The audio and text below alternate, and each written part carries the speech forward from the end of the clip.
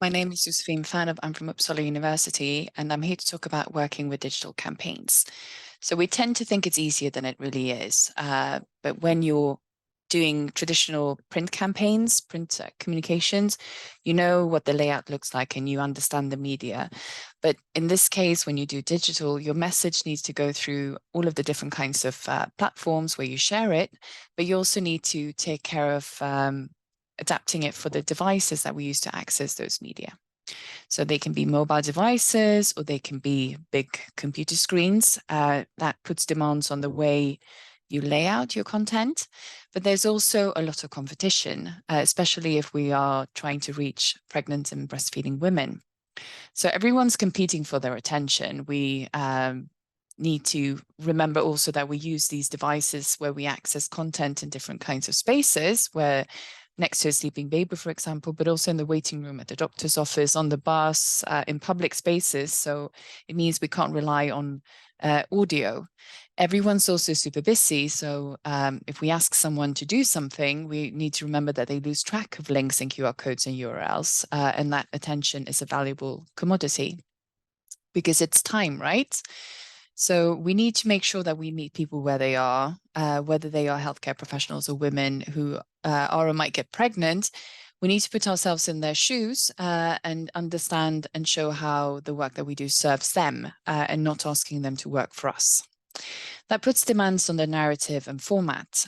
So we can't make people work or think. We need to reach them through the channels that they already use and deliver messages in formats that they can expect and that they are used to using.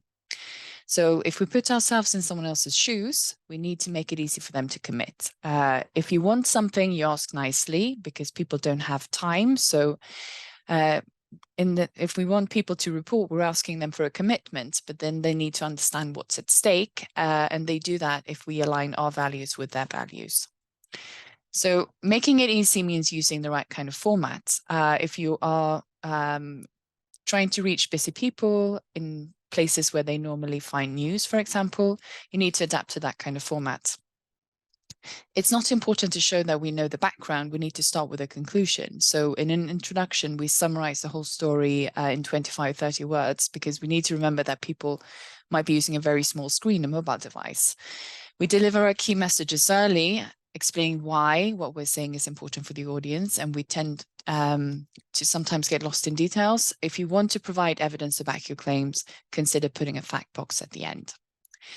Focus on context is what makes this work. You need to prime your audience, frame the issue, explain what you've done, prove your point, and do that in plain language. Basically, tell people why it's important, give them the context, help them understand, and then report your results as a way of providing evidence. You also have to make sure it's readable. Plain language is a way of communicating to the point without convoluting, writing in a way that allows readers to understand your content at once, the first time they read it, or if it's audio, the first time they hear it. But it also needs to be perceivable.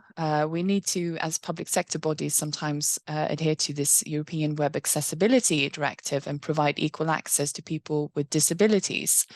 So that means anyone who could be using a screen reader for different reasons, visual impairments, dyslexia. People might need caption videos, subtitles. People might not have computer experience. They might be on a phone.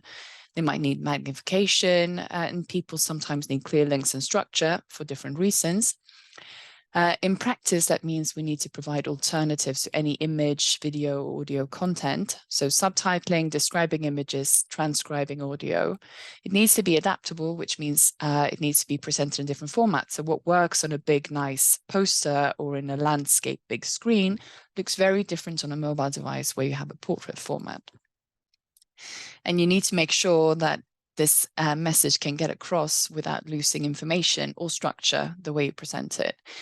It needs to be distinguishable, very important to make sure there's enough contrast, for example, for colorblind people. Audio needs to be distinguishable, so strong accents, people speaking fast.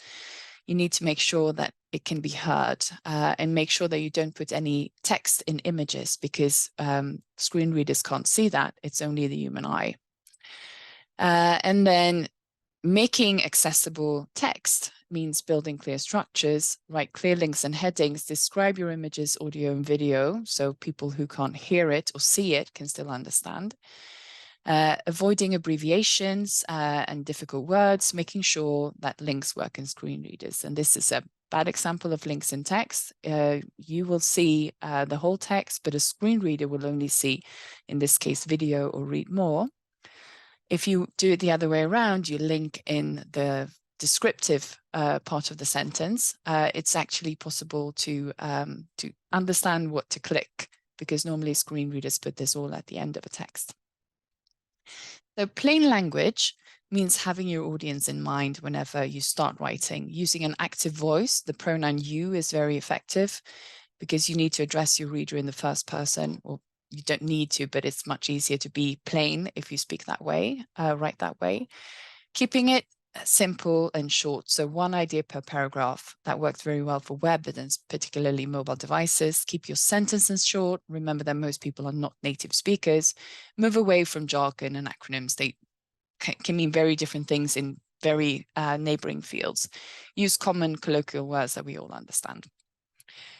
And then checking if it worked, I would recommend using a human. Non-native speaking teenager is probably the best audience check because it means everyone can understand. You can also try readability indexes, but they're blunt tools that basically only count words, and they can't test if your text can actually be understood. So always make sure you know why you're communicating and choose channels that suits your need. It will help you plan. Make sure you provide all of the details. You're not the audience. Think about who's listening and how they would like to be addressed. So adapt your message by figuring out why it's important to them, align your values with their values and your language with their language. And you need to adapt to the logics of the channels and the media that you decide to use. So online, you need to use clear and click-worthy headlines, again, with a very short introduction that summarizes the whole story. Keeping it simple, not more than 2 or 3 key messages, because then I have to work too hard to figure out what the most important thing is.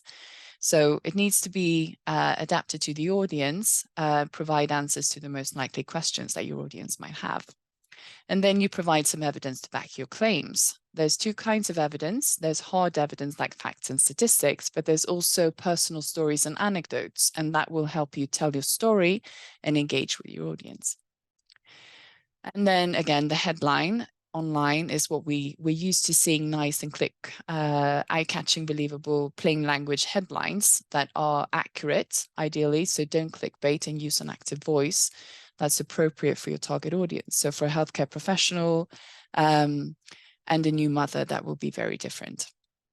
And think about the format, making sure your message is both readable and perceivable. So before you decide what kinds of materials to develop, think about whether audio works. Is video really a good idea? Is it worth the effort?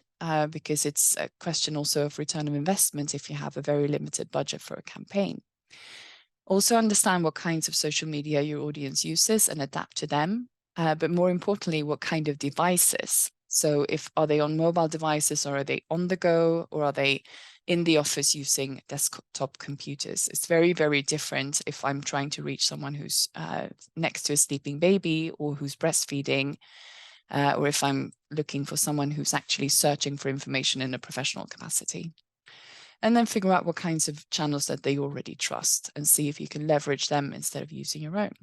So basically, from today, the take-home message from me is make sure you develop content that your audience can access easily, and don't ask them to work for you. You make sure you do the work for them. Thank you so much.